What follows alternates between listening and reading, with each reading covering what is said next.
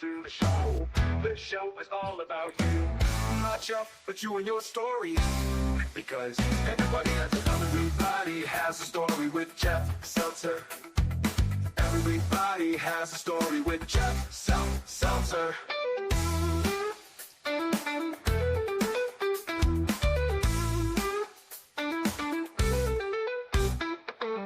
Brought to you by JeffSeltzer.com. Hello and welcome to Everybody Has a Story with Jeff Seltzer. I'm your host, Jeff Seltzer, and once again, this is my own personal midlife crisis, so thank you for joining me on this journey. I have a pretty fun guest for this week. He's actually a three-time guest, but this is his first time he has his own episode. This will put him one more than both Zeta Steele and Emily J, which is a fun benchmark to have against her, I guess, so that'll be a cool thing. But before getting into my guest and introducing him, I wanted to talk briefly about what happened a few weeks ago when my family and I were flying home from Florida. So over the last 5 or 6 years, specifically during COVID, there were a lot of online incidents that people saw on the internet about airplanes. Random things happening, people getting really upset, people kind of just, flying off the deep end and doing really dumb things. One of those things where you never really want to be a part of it, but seeing it online, you're like, that's a pretty neat or novel, or like, what would I do in that situation? So I guess it was 2 weeks ago, we were flying home from Florida, and before we took off from Orlando, we're sitting in our seats, and all of a sudden we hear a melee behind us. People are yelling. There's a woman yelling that she has a 5-year-old kid who's allergic to dogs. And right across the aisle is a family of two, I think an older couple, that had their dog with them. And the lady keeps yelling and screaming that her kid's allergic, put the dog away. You shouldn't have the dog on the flight, all that kind of stuff. Eventually, her husband starts yelling and cursing. She starts threatening people. It was really, really pretty chaotic. It's one of those things where, if I wasn't there, I wouldn't believe it. I only really believe it, or I guess don't really gaslight myself, because my younger daughter took an audio recording of the incident as it was happening, which I've listened to a few times. It's just crazy to hear on an airplane before it takes off. So eventually, the family of four with a 5-year-old kid, their extended family comes onto the plane. As they're walking up the aisle, there was an old guy sitting next to me who decides it's time to start video recording and taking pictures and whatever else like that. So I think the sister-in-law or the cousin of the original woman starts taking a swing at the guy sitting next to me with his phone. I put my hand up so that he wouldn't get hit. They're yelling and screaming back and forth. Eventually, the flight attendants kicked everybody off that was in the aisle. And then eventually, both the family of four as well as the family with the dog got tossed from the flight. And they did not make it back on before the flight took off. This whole thing was nuts. I'm a bad flyer to begin with, as most of you probably know. I get motion sick, I get anxiety. So the last thing I need is a fight to break out on a plane. I almost took a shot to the face trying to protect the old guy next to me with his phone. So I don't know. I don't love flying to begin with. This doesn't help any, but it happened. It was weird. Definitely an experience, one that I probably won't ever forget. Hopefully it doesn't ever happen again. The one mistake I did make was, as this was happening, or after it happened, I whispered to my wife, who was sitting across the aisle from me, that I think this is how the movie Final Destination began, where a bunch of people got tossed off the plane. Plane went up in the air, the plane crashed, and then the whole plot was people got off the plane were supposed to die, and death followed them. So she didn't really appreciate that comment so much. So in hindsight, I probably should have kept that one to myself, but I don't know. It happens sometimes. Anyway, I did want to talk before getting into my guest this week, who does fly quite a bit for his hobby, for his job. So before that, I wanted to get into the plugs. So first of all, as always, you can find the show on Instagram at Everybody Has a Story Pod. YouTube is at Everybody Has a Story Pod. You can email the show directly at everybodyhasastorypod@gmail.com for all things Jeff Seltzer. You can always check me out at jeffseltzer.com. We also have everybodyhasastorypod.com for some fun stuff there as well. We're on all podcast platforms. We're video on Spotify and YouTube. We are audio on Spotify, YouTube, Apple, iHeartRadio, Amazon, Pandora. And as of this week, we are now on Pocket Cast, I think it's called. Pocket Cast. New podcast platform, I think. I put it up there. If anybody even knows what Pocket Cast is, let me know. I listened to a few episodes. I was able to put up my first 5-star reviews. So if you find it on Pocket Cast, take a listen, add some reviews if you could, see what we can do to help the algorithm here and such. With that said, I did want to introduce my guest for this week. Once again, this is his third time appearing, but his first time appearing solo, as he was part of a panel the last few times. Please welcome DM Stevens. Mr. Stevens, how are you today? Great. And yourself? I am very good. Thank you for joining. So before getting into any kind of conversations or topics or whatever, do you want to give a brief background on who you are?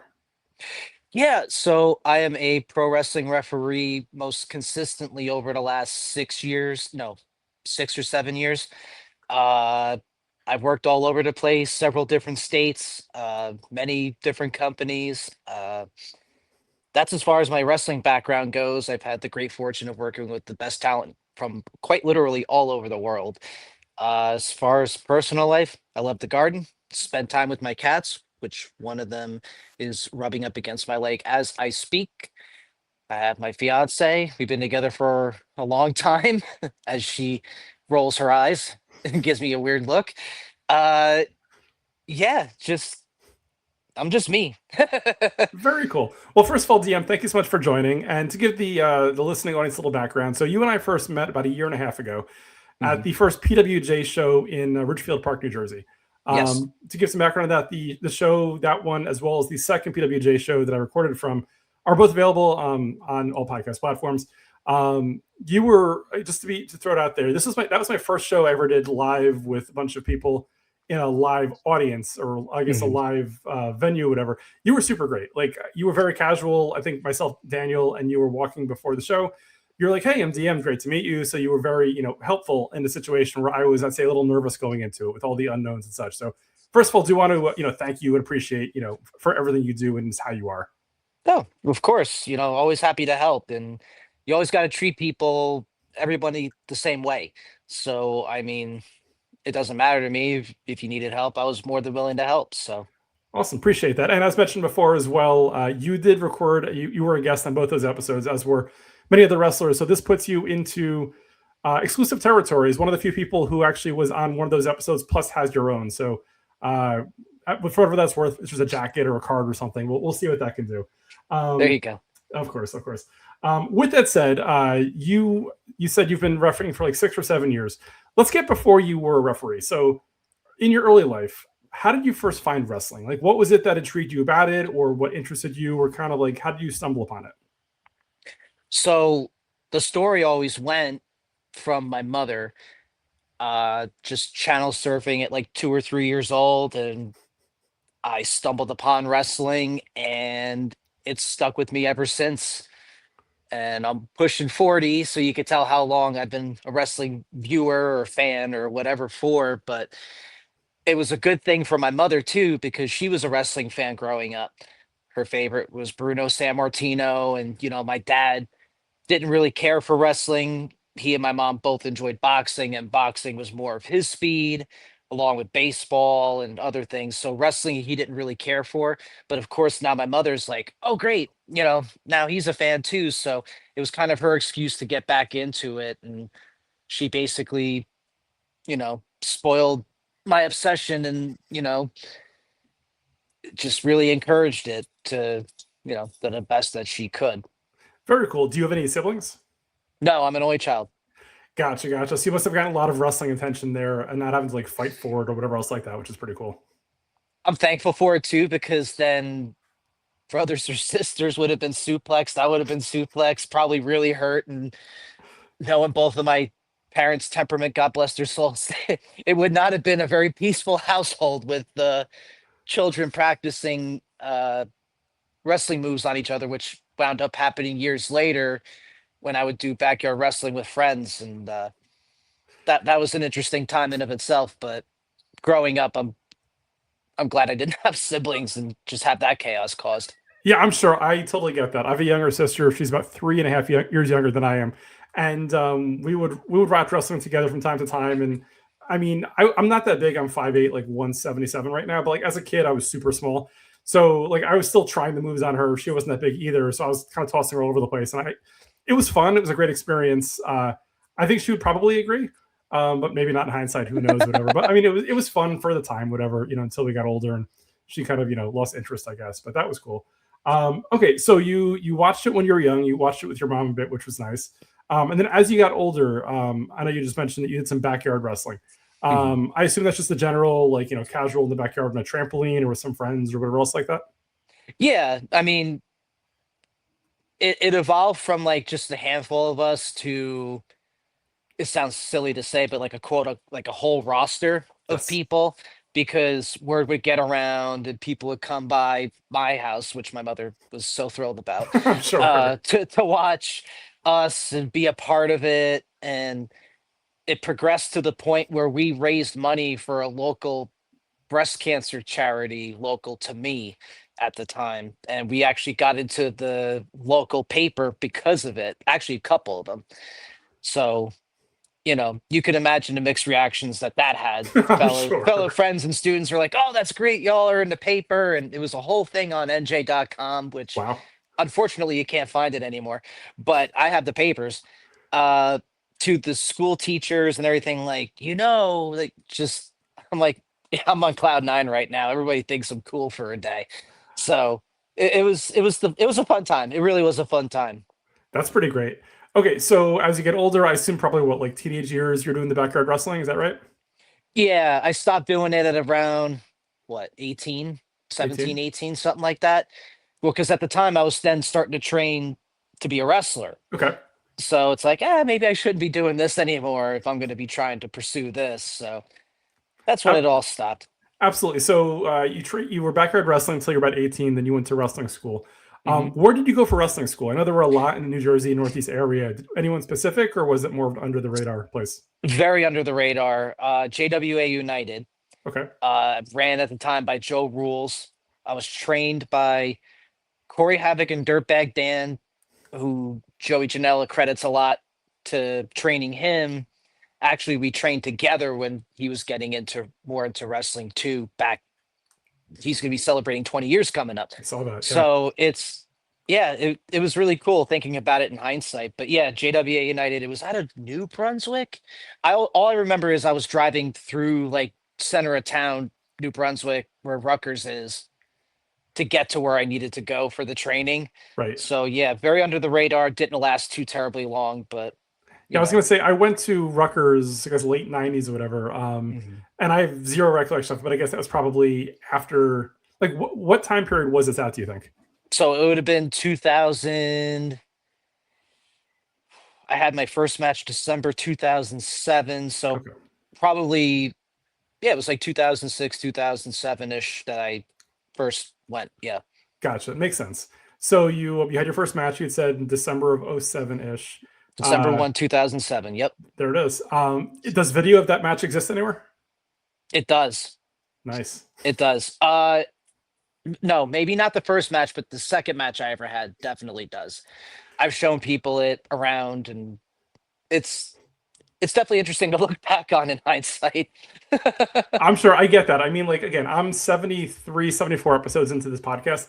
Like, it's only 2 years in, but watching or re-listening to my episode from 2 years ago, and I'm like, it's not the same person. It doesn't feel like, right? Like, you feel like you've Right. definitely, from a wrestling perspective, I'm sure, grown and changed and evolved and such. Same thing with the podcast. Like, this is very different than it was 2 years ago, and I'm sure 2 years from now it'll be very different again. It's just the way that we work, right? We grow, we evolve, we get better.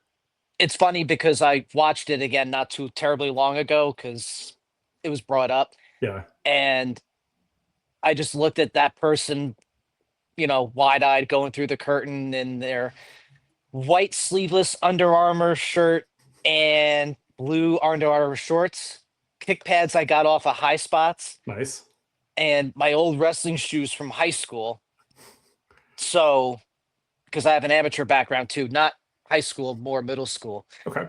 But yeah, just I can't even imagine like what that person would believe me telling them the stories that of what I've been through in wrestling, moreover, since then. I'm sure. And let me guess, and tell me if I'm even close. Was Mhm. your entrance theme by Linkin Park? Because I think around that era, it feels like Mhm. about 80% of wrestlers had a Linkin Park song. It was not actually, Okay. believe it or not, my first entrance music was by Nickelback. Very cool. Let me think. Has to be something a little more It, upbeat. it's a Uh, deep cut. okay, it's a deep cut then. I'm probably not going to guess it then. Why don't you go ahead and tell me? So from Silver Side Up, Where Do I Hide? Okay. I'm Yeah, familiar. Yeah. I know it was like on a TV show or something. That's not where I heard it from the first time. I know Sure, it was sure. played on a TV show somewhere. I Right. later found out. Yeah. But yeah, I remember first few shows or whatever, after like at one point someone came up to me, he's like, "Is that Nickelback by chance?" And I said, "Absolutely it is." And they're like, "I thought so," but I'm like, but this isn't the Nickelback that I'm used to hearing on the radio. I'm like, that's why you listen to full albums. That's right. So, but yeah, it was, I mean, if I were wrestling in 2015, 16-ish, or whenever that was when the big Nickelback hate was the thing, Yes. oh, I would have been torched. What a heel you would have been, right? The ultimate bad guy. Oh, it would have been great. It would have been absolutely great. Before you even leave the curtain, all of a sudden everyone's booing you over your music. That would have been fantastic, right? One match I did in Staten Island, and since my fiance is a Red Sox fan, we went to Fenway Park that year actually. So I'm like, ooh, I'm the heel character now in here. I just brought the Red Sox hat out, and just the chorus of boos from Staten Island people was really loud, and I was opening match, so they were ready to cheer the good guy and I'm just sure. be an absolute menace to the bad guys. And imagine that Red Sox hat in Staten Island with Nickelback at that time. Oh, no doubt. You would have been If it. I was still playing Nickelback then, Yes. I'd change to something else by then. Oh, that would have been awesome. Perfect heat. You wouldn't have made it out of the arena probably. It would have been ridiculous. Good thing there was a back entrance that I could have snuck out of. So That's right. That's right. Okay, so you did that for a few years. You had said you had trained in New Brunswick. When that place closed down, did you get a secondary training school at any point, or did you kind of do your own thing? I kind of just did my own thing. At that point, I didn't really branch out to other schools Okay. because I was doing it was really more or less like a hobby, like once a month, twice a month if I was lucky. I was still getting out there kind of. Right. So I was trying to focus on other things, and other things were going on at the time, and it's like, I couldn't really focus on going somewhere else. There were options. Sure. Years later there was the Ace Pro Wrestling Academy out of, I think it was Union City at the time. I'm not sure if Okay. you were familiar with that. Not so much. What I was going to say Okay. was, so I years ago I lived in Lake Hiawatha, Parsippany, and I like ECPW. ECPW. That was Yep, a big they're one. still there. I think Little Guido used to train out of there. There was a bunch of guys notable that were there. Yeah, Um, Sunny Kiss trained out of there as well. Mercedes Martinez, I think, trained out of there. I think I might have seen her years ago.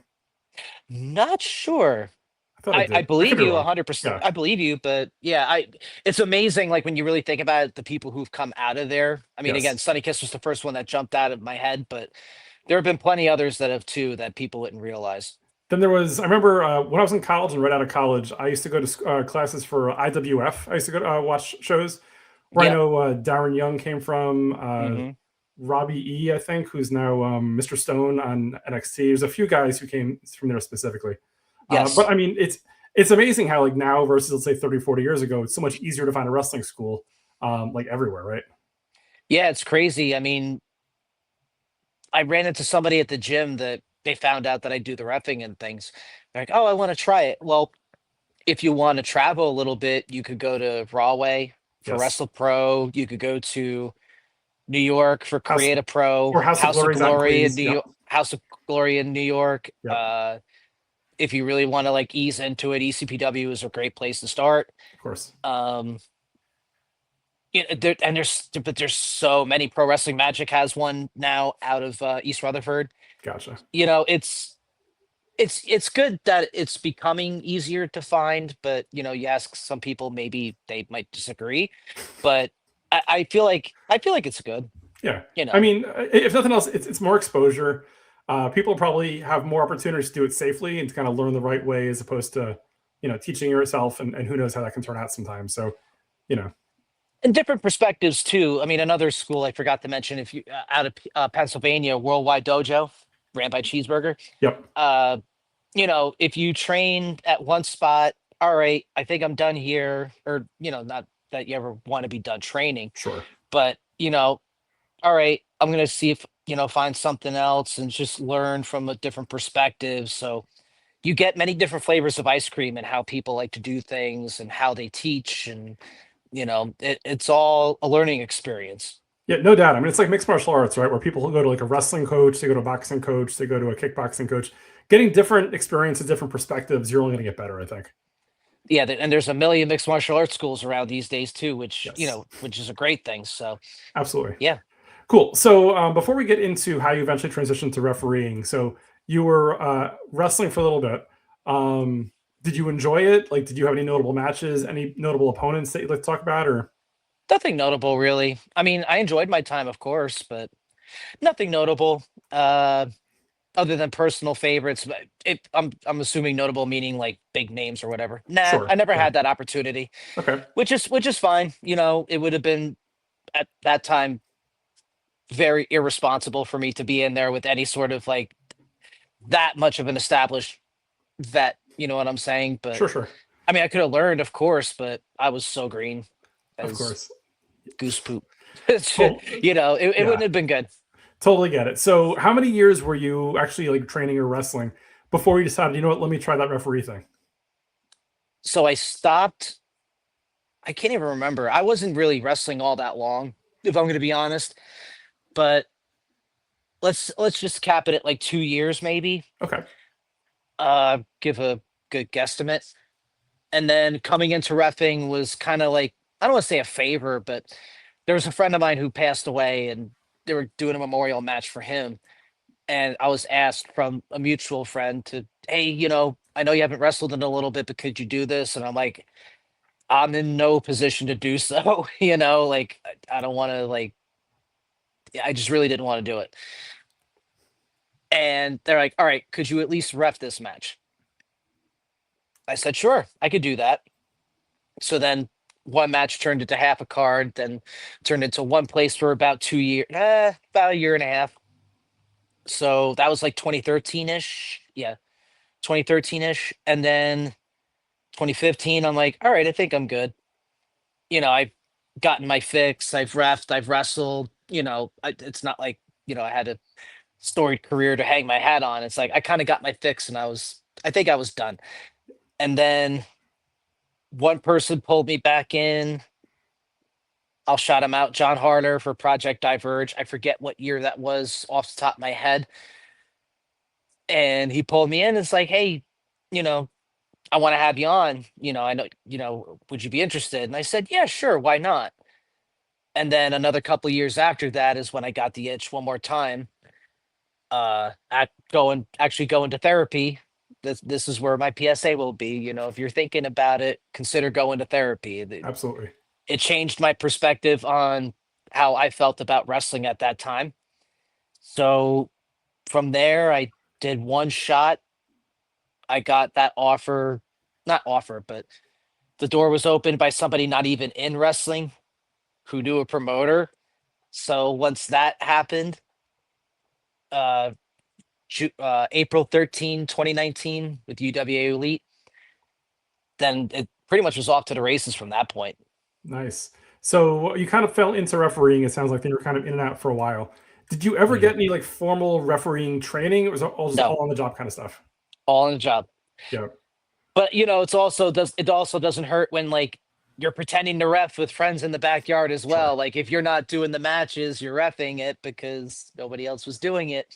So, but I always liked watching the referees, you know, back in like especially the ruthless aggression time when, you know, Mike Chioda, I mean, that's my favorite. Charles Robinson's another one. Like I paid more attention to it as I got older Of course. for whatever reason.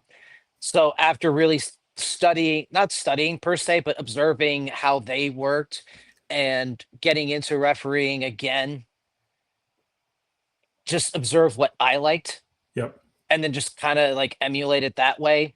And then as I went along, I've gotten a lot of help, a lot of uh, you know, good bits of advice and tidbits and all that stuff um along the way. So I'm on the job training basically, which I liked that it came around that way for me because I feel like if I were to do it through school with how because I like to be hands on, Yep. and so the on the job training, it's no offense to any wrestling school, but Of this course.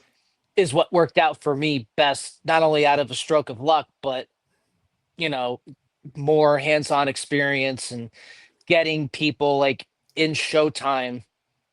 All right, this is what you can improve on. Maybe do this, maybe do that. So then I'm already back out there 2, 3 matches later, practicing and putting into effect what, you know, has been advised to me, if you will. Makes total sense. And I'm sure having the wrestling background helps, especially if you take bumps or whatever in a match as a referee. You know how to land, you know how to make it look good, you know how to sell, Mhm. stuff like that. I also like to be able to make sure that the talents are okay. Of That's course. like a big thing for me because I've been there, done that. I mean, again, not at the level in which these athletes are performing in right now, nowhere close.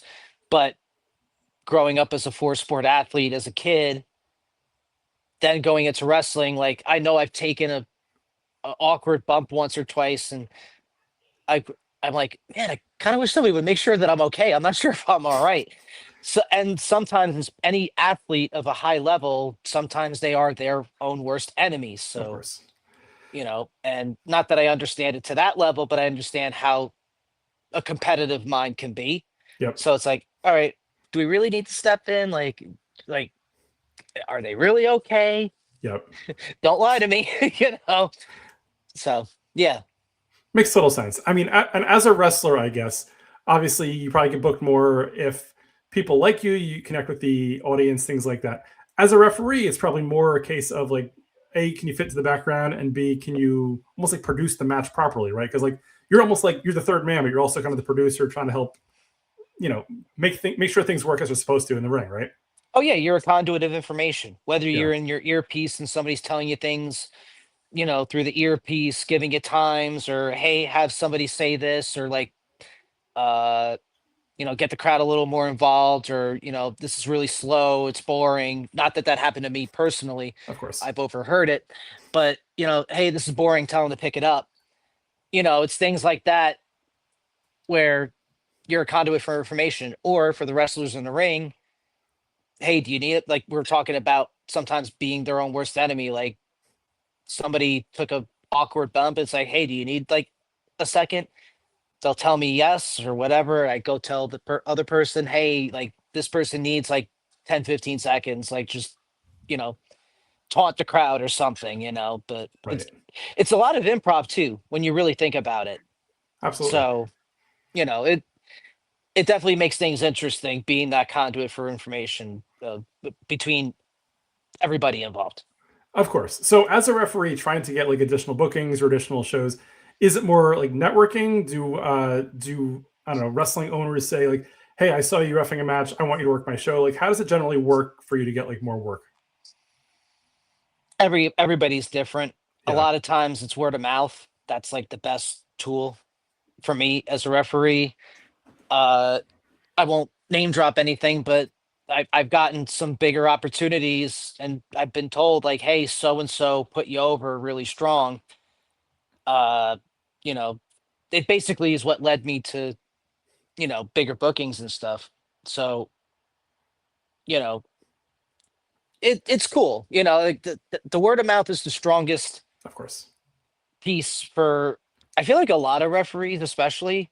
I mean, that's just for me. It's worked out great, Right. but also just showing up and helping out, early on and whatever. Make yourself visible by being like, hey, I'm, here to help and actually help, or, in a lot of people's cases. Of course. So, And as a yeah. referee, I mean, I know obviously people see you do what you do in the ring, but I've seen referees helping out like before the show, after the show. I assume there's other aspects that generally either is expected to do or you kind of do out of a courtesy as being part of the show. Is that correct? Oh, yeah. I mean, you know, there's always something to do at a wrestling show. Right. Setting up chairs, merch tables, set up the ring, the most important piece. There's always something to do. There's always somebody that's going to need something. You know, Someone's doing the stage production, like, having the set. Hey, I need this and this from my van or whatever. And,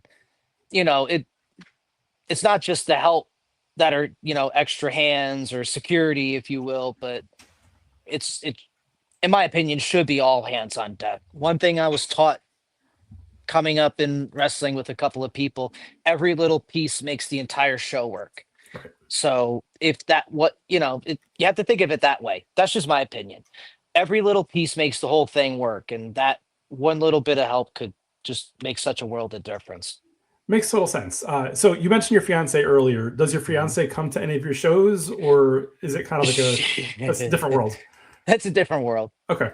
She came when I wrestled, and after she saw me get busted open the hard way, and I had to go to the hospital for 12 Ooh. stitches. That was it. That was it for her. Makes total sense. So does she? And again, if I push too much, let me know. Like, is Yeah. she supportive? Is it kind of a case of she understands it's your hobby and you enjoy it? Like how does that Yeah, conversation or dynamic go? more or less the latter. Yeah, Just try and make some time here and there for something else too, yeah, totally for get it. her. I mean, the same, but not really, or whatever. So I've been married now for almost 22 years, and when we first started dating, my wife and I, like, she'd go to wrestling shows, but like as we got older, she never really had that much interest as we got older in it. So I'd go either on my own or with friends or whatever. I get it, right? Like as we get older, we all figure out what works, what doesn't work, and what makes us all happy. So totally with Oh that. yeah. Yeah. Okay, so you've been reffing now for a number of years, as you said. Any notable matches that you've reffed, or any notable Mm. wrestlers that you'd shout out that you're like, hey, that was a great one, or something like that? Oh God, there's so many, and I'm gonna leave people out. Of So course. I'll just say I remember getting my first shot at a TV name, Okay. and it was Buddy Matthews. Oh, cool. That that was with Ace Romero back at Pro Wrestling Magic, and that was like my first real opportunity to work with like fresh off of TV name person. And Right. I've worked with other names in the past, not to discredit them, but Buddy Matthews just coming out of out of WWE was white hot Right. because where's he going to go next? Like every indie that he went to became must see because it ain't going to be long before he gets picked up by, AEW or somebody else. Right. So that show was like one of his first stops on like his brief indie tour. And it was so cool because it was such an electric environment. And, you know, it just gave me the confidence of like, all right, I'm good with, y- you know, being able to do, you know, work with people and not get super nervous. Like, not that I get nervous too often, but like there was additional pressure that I put on myself. Sure. So once that match concluded, it was like, okay, we got past this. We could do anything. So yeah, that was a big one for me. That was a So, really big one. so let me ask you this then: once you get past the anxiety of the Buddy Matthews, that's your first time with a TV person or whatever it is. Like in general, if you take a step back, is it easier or is it tougher, emotions aside, to work with someone like at that level? Like, are they like on autopilot and you just kind of stay out of the way, or do you find that you have to kind of more fine tune, or kind of like where's your head at with that kind of stuff? Depending on the person, I just like again first getting to work with certain people of certain stature. It forced me to up my game and be that much more focused. I'll look ahead at certain shows, prior to getting to the building. I don't know what matches I'm going to get, Right. but I know who's on the card. I know what matches are going to be worked. I try to watch and see what certain people do and what they like to do. So maybe I'm a little bit of ahead of the game just in case. Right. There's been instances where someone had a question about what does it mean when they say that they do this? Oh, and if they're Or, not around to explain it, you could explain it for or like translating a other, move or translating terminology or something. You're saying. or just like there's sequences or something like Okay. that. Got it. Like they're making it like they're communicating it like a lot of people already know, but sometimes it just slips the mind or something, right? So, I like to be able to know who I'm working with. And I mean, I watch too much wrestling for my own good. Sure. So it's really more or less a case study as opposed to anything else anymore. But to Yeah. answer your initial question, I mean, I'm grateful for all my opportunities and those who I get to be in the ring with, but I like the additional pressure that comes with being with people of a certain level, or if they're like ascending to a different level, like you're in the middle of doing a match in the middle of their rise, right? Right. So it's like there is additional pressure for everybody, for the most part, and everybody cares. Of So it's course. like, okay, cool. Here's Yeah. the added focus that I need for this. Got it. I guess follow up question that came up in my head while you were explaining that. Have you dealt with talent that, let's say, are from Japan or from Mexico and their Mhm. English isn't quite there? Yes. Like notoriously years ago, like when Tajiri would wrestle or super crazy, and like their opponents would have to kind of like I guess wrestle off of the feel as opposed to kind of like communicating in other ways. Like how does that usually go as a ref? As you're supposed to, in theory, share information back and forth that may not go as smoothly as you usually hope. Uh, well, it's funny you bring that up because I remember doing, or I didn't do the match, but there was a tag match at GCW with two Japanese talent versus two Mexican talent, the Los Macizos at the time, Yes. and watching that, like, again, such different language barriers, but watching them work it out was absolutely amazing Right. because wrestling is pretty much like an international language. It's like music, you know what I'm saying? Yes. We may not know the lyrics of the song, but we know the feel of it. We all vibe to the same jams, right? Right. So that's where like my first thing like, oh, when people say that, they really just watching things being put together with that was absolutely unbelievable. But yeah, I've worked with both Japanese talent, with Mexican talent, uh, talent. I can't remember, maybe Portuguese. Their Portuguese was very heavy and it Okay. was hard. So a lot of the times you try to communicate with the person who speaks English in the match if you have that opportunity, uh, because they've already gone through the match with that person, Right. and now you're communicating with them. All right, like for example, like, all right, there's X amount of time left. I'm just communicating it with one of those people, the one who I can speak English with, Yes. and they communicated with like, okay, we gotta go. And more recently, and even working with two talent, which I've done before, who do not speak English, and it's very minimal, but they understand the very basics. Like if I give them numbers, Yes. I mean, I can do numbers in Spanish. That's like the most I can do, or a sí or no. Well, no is also English, but never mind. Of course. But like sí, gracias, whatever. Like I could do the very bare basic. Yes. So uh, it's another challenge that presents to itself. But then once you figure out working with certain people, all right, you may not be able to talk in a regular conversation in either native language. There's certain things you do where like they'll understand, like, oh, like, all right, they got to take it home. Right. Oh, okay, they'll get it. Like if you do something particularly, then they'll get it. Totally get it. We are running late in time, but I did want to ask you the question about collectibles or anything that you like Mm. you store or like take from matches, right? Like I know some people will try to get pictures, some people have like certain Hmm. souvenirs they keep. Is there anything from your wrestling career or matches you ref or whatever that you collect that you kind of like store or save or kind of say, hey, that's pretty cool? Nah, not really. I mean, I still have like two old pair of shoes just because I've been neglectful and throwing them out. I'm not really sentimental about that stuff, but I will say, actually, since I'm sitting right here, I could grab this. Being able to be afforded my first 8x10 courtesy of now NHB, Very cool. that's a cool thing, so I'll keep that probably for myself and be like, all right, cool. This is the first one that has, you know, been done for me, really, because as a referee, some sell merch, and I've sold T-shirts at one point during the pandemic, but Yep. I don't want to say it's frowned upon, but it's just something that I don't do Sure. often, Sure. if at Yeah. all, anymore. So that's probably going to be the one piece that I keep, that I like, all right, this is actually really cool. And I remember that title match too. So it's like I have fond memories with that. So it's going to be, yeah, that's probably going to be the one that I definitely keep. Do you sell those 8x10s online, or is that like a one and done thing from that show, or like?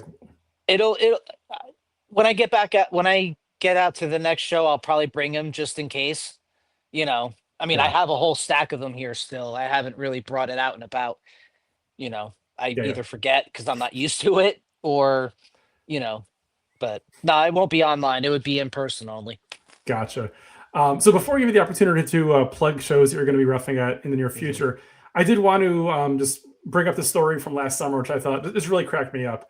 For those that don't know, and a lot of people probably know my buddy Daniel, who I go to a lot of wrestling shows with and I work with also, he was flying back from, I think, Chicago. It was him and his mom, and his mom was over from like the UK or Scotland, something like that. He sits down and he sees a guy sitting next to him with a mask, the COVID mask on, as well as a deathmatch wrestling sweatshirt. He looks over, it takes like just 3 seconds, and he goes, DM, is that you? And right away, it was DM Stevens. It was you, which I thought, like, when he told me about the story, I was laughing. I was like, no way. He sends me the picture. I was like, yep, that's definitely him. So I was wearing a Deathmatch Worldwide hat and the mask, and he sits next to me, and he's like, it's not every day that you see somebody wearing a Deathmatch Worldwide anything in the wild.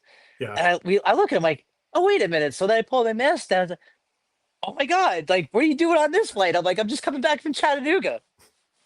So we sat on the plane from Chicago back to, because that was the layover for me, from Chicago to Newark. And I remember he's like, I can't wait to tell Jeff about this. I'm like, and I started cracking up. I said, oh, dude, what would be better is just you take a picture and send it to him.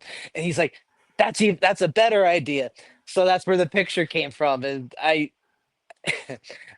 I chuckled about that pretty much the whole flight. But then when I saw you and him again in April, right, I'm like, how often am I going to be running into one or both of you at the airport? Like, it's a good coincidence, but it just was so funny. My last 2 flights so far, I've ran into Daniel at, bare minimum. And then I see you in April. I'm like, That's okay, right. this is really cool. It's weird, but it was cool. Yeah, I think that's Chicago. It might have been a few weeks after we saw you, I want to say, at the GCW shows in Rutherford. Yeah, after for that last August. SummerSlam. Yep. SummerSlam last year.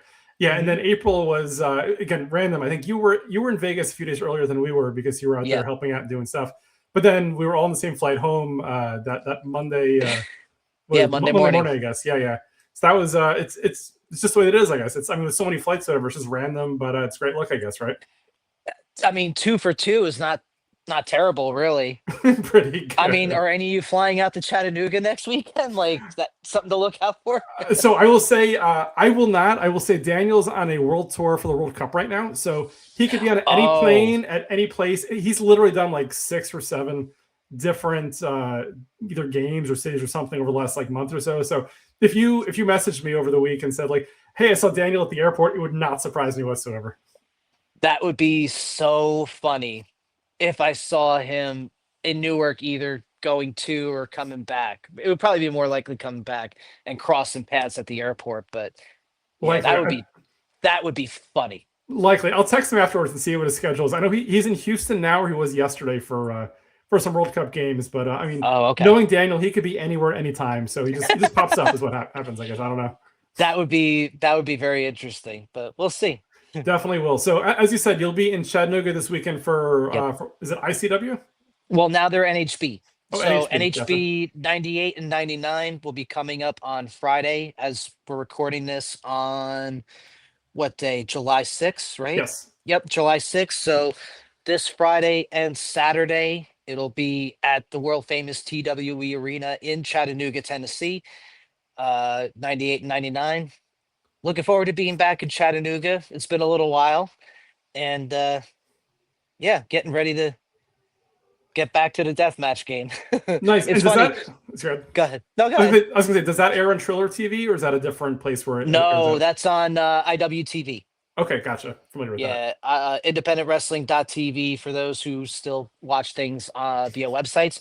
But yeah, look up IWTV. I'm sure you can find it. And it's funny, my last 2 bookings, it's completely different ends of the pro wrestling genres. My last was like a 3-day tour, if you will, with MLW. Now I'm in deathmatch again for a full weekender in a different state, in a different state. Right. So it's great, man. It really is. Like I get to have the opportunity to do stuff like that in many different ways. So it's taken me for a ride, wrestling has, and I'm grateful for all of it. That is pretty great. And shout out to MLW, my buddy Marcus Brandon, who lives down in, I think, South Carolina. He's gone to a bunch of shows down there. So he loves it. He always tells me how great it is. So lots of great talent there too. So Yep, they'll be going to Charleston, South Carolina, coming up again in September, if I remember right. So Nice. Are you booked for that, or you're not sure? Or... not sure, Okay, not sure. gotcha.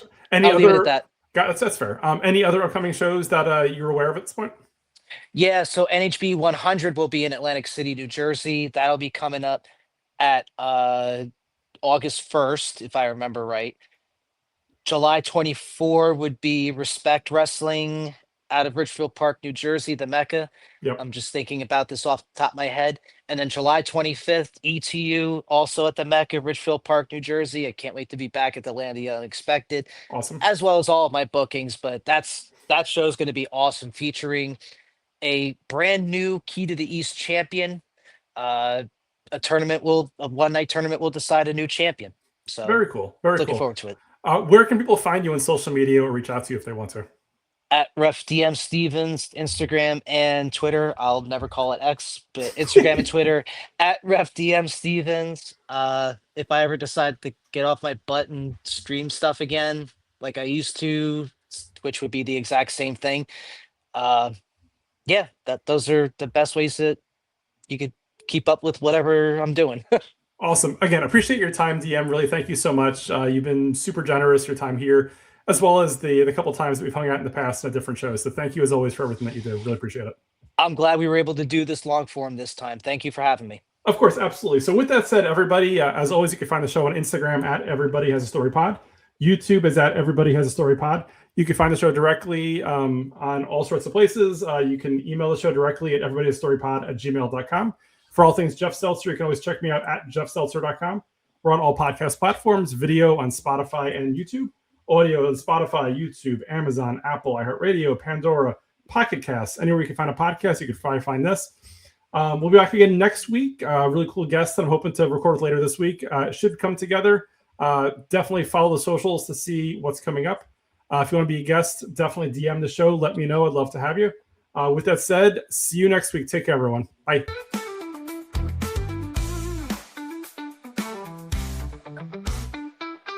Everybody has a story with Jeff Seltzer. Everybody has a story with Jeff Seltzer. Everybody has a story with Jeff Seltzer. Everybody has a story with Jeff Seltzer.